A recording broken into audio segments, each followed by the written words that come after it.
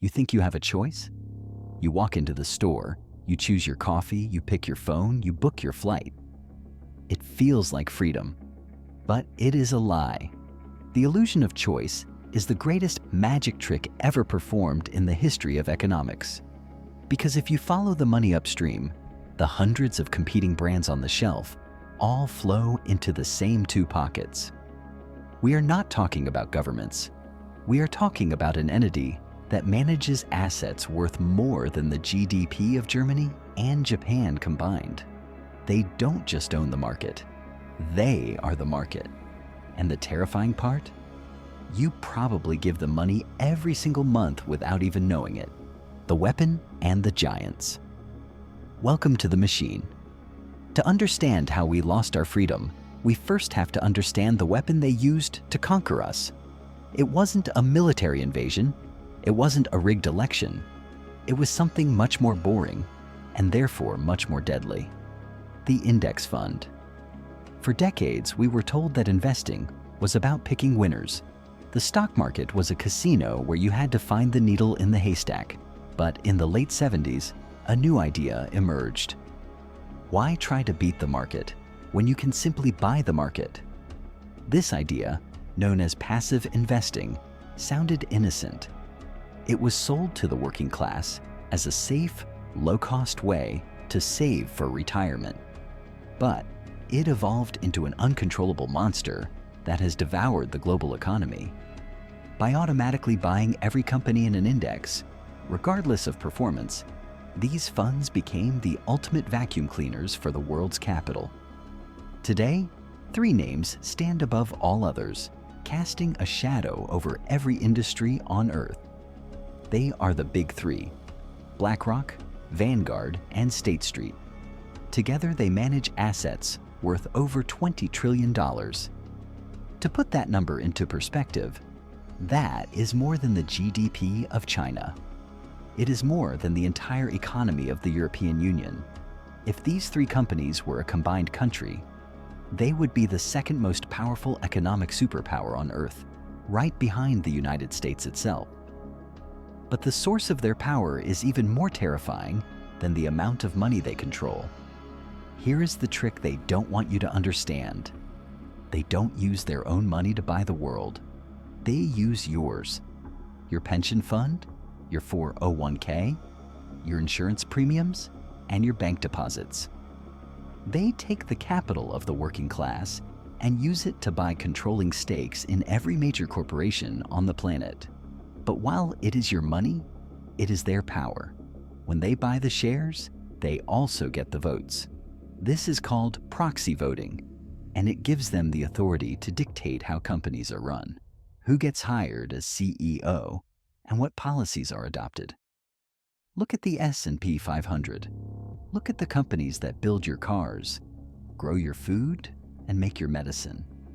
In 88% of these companies, the largest shareholder is not the founder. It is not a rich billionaire individual like Elon Musk or Jeff Bezos. It is the big three. They have achieved something that kings and emperors could only dream of: universal ownership. They own the competition, so there is no competition. Why would Coke start a price war with Pepsi if they are both owned by the same master? They wouldn't. And that is why everything you buy is getting more expensive. The illusion of competition. Let's test this theory. Let's look at the industry that shapes your reality. The media. You turn on the TV and see fierce arguments. You see CNN attacking Fox News. You see Disney fighting with Comcast for streaming subscribers. It looks like a war zone of differing opinions and fierce competition. But pull up the shareholder lists, and the war ends immediately. Who is the top shareholder of Disney? The Vanguard Group and BlackRock. Who is the top shareholder of Comcast? The Vanguard Group and BlackRock. Who owns the parent companies of CNN, CBS, and ABC? You guessed it. The same names appear at the top of the list every single time. The media landscape is not a diverse ecosystem of independent voices. It is a hall of mirrors owned by the same landlord. It is the same story in big tech. We think of Apple and Microsoft as rivals fighting for the future of computing. But when you look at the capital table, they are more like siblings. BlackRock and Vanguard are the largest shareholders in Apple. They are also the largest shareholders in Microsoft, and in Google, and in Amazon, and in Facebook. This creates a bizarre economic reality known as horizontal shareholding. In a normal market, Company A tries to destroy Company B to steal their customers. But if you are BlackRock and you own 10% of Company A and 10% of Company B, you don't want them to fight. You don't want them to lower prices to compete, because that hurts your total profits. You want them to cooperate. You want them to raise prices together. This explains why, despite all our technological advancements, everything feels more expensive and less innovative. Why would an airline lower ticket prices to attract customers if its main competitor is owned by the same fund? Look at the US banking system.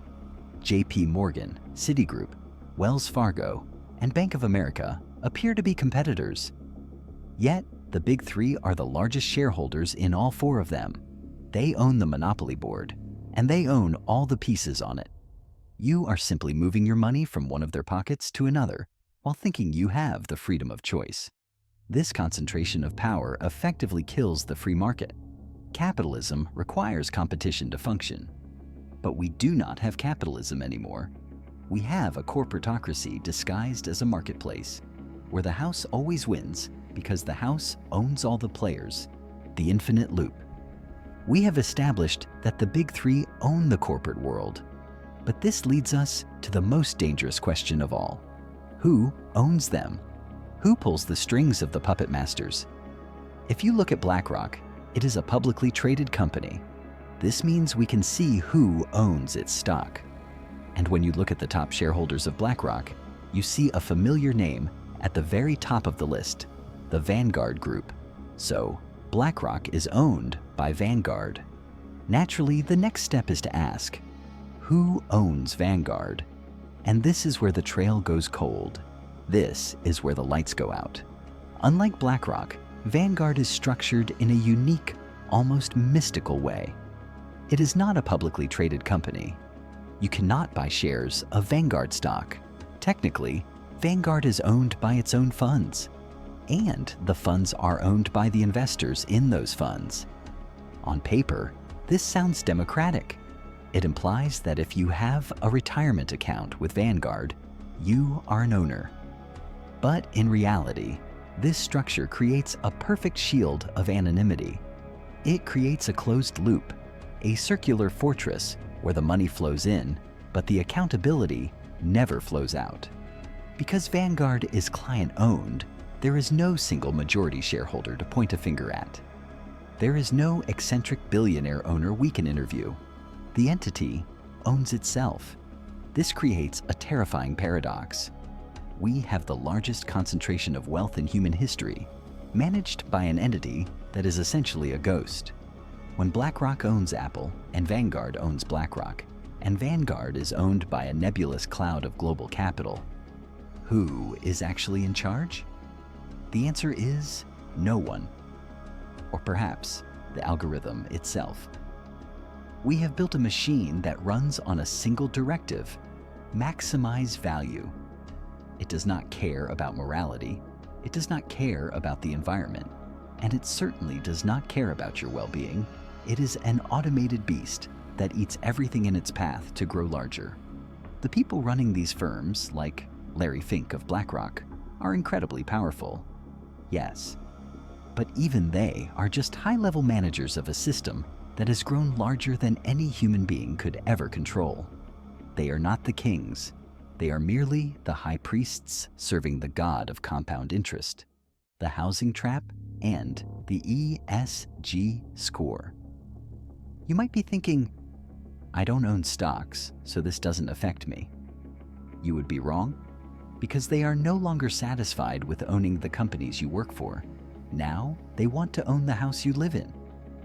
In the last few years, we have seen a disturbing trend. Investment firms like BlackRock have started buying up entire neighborhoods of single-family homes. They are bidding 20 to 50% over the asking price, paying in cash, and outbidding normal families who need a mortgage to compete. Why are they doing this? Are they just looking for a place to sleep? Of course not. They are turning a generation of homeowners into a generation of permanent renters. This aligns perfectly with the infamous prediction from the World Economic Forum. You will own nothing, and you will be happy. But notice how they never finish that sentence. Who will own everything? The answer is the people funding the forum, the asset managers. By monopolizing the housing market, they are creating a subscription-based life. You will rent your home from BlackRock. You will stream your entertainment from a company owned by Vanguard. You will lease your car from a manufacturer owned by State Street. Every aspect of your existence becomes a monthly fee paid to the same masters. But their control goes even deeper than your wallet. It reaches into your culture. Have you ever wondered why every major corporation suddenly started pushing the exact same political and social messages at the exact same time? It's not because they suddenly developed a conscience. It's because of something called the ESG score: environmental, social, and governance. This is a score given to companies by, you guessed it, BlackRock and other asset managers. If a company does not follow the woke political agenda set by Larry Fink, their ESG score drops. When the score drops, the asset managers pull their money out, crashing the stock. This is why CEOs are terrified. They are not serving you, the customer. They are serving the ESG score. It is essentially a social credit system for corporations used to force social engineering upon the population without ever passing a single law in Congress. They don't need to win elections to change society. They just need to threaten to cut off the money supply, the invisible prison, and the awakening. So, where does this leave us? We are living in a world where the illusion of choice is the only thing that is real. We vote for politicians who are funded by the same donors. We buy products from competitors owned by the same shareholders. We work for corporations that answer to the same masters. And soon, we may rent our homes from the very institutions that made it impossible for us to buy one.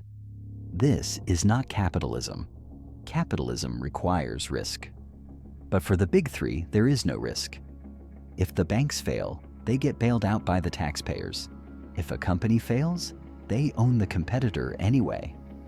They have built a system of feudalism 2.0, where they are the lords of the manor, and we are the serfs working the land, grateful for the scraps they allow us to keep. They rely on one thing to keep this system running: your ignorance. They rely on you being too distracted by the culture wars, too tired from working 2 jobs, and too addicted to your phone to notice the cage being built around you. They want you to argue about left versus right, while they quietly own the top and the bottom. But now, you see the strings, you see the logo of BlackRock behind the politician's smile, you see the shadow of Vanguard behind the corporate merger. And once you see it, you cannot unsee it. Information is the only weapon we have left in this fight. They can buy the companies, they can buy the houses, and they can buy the laws.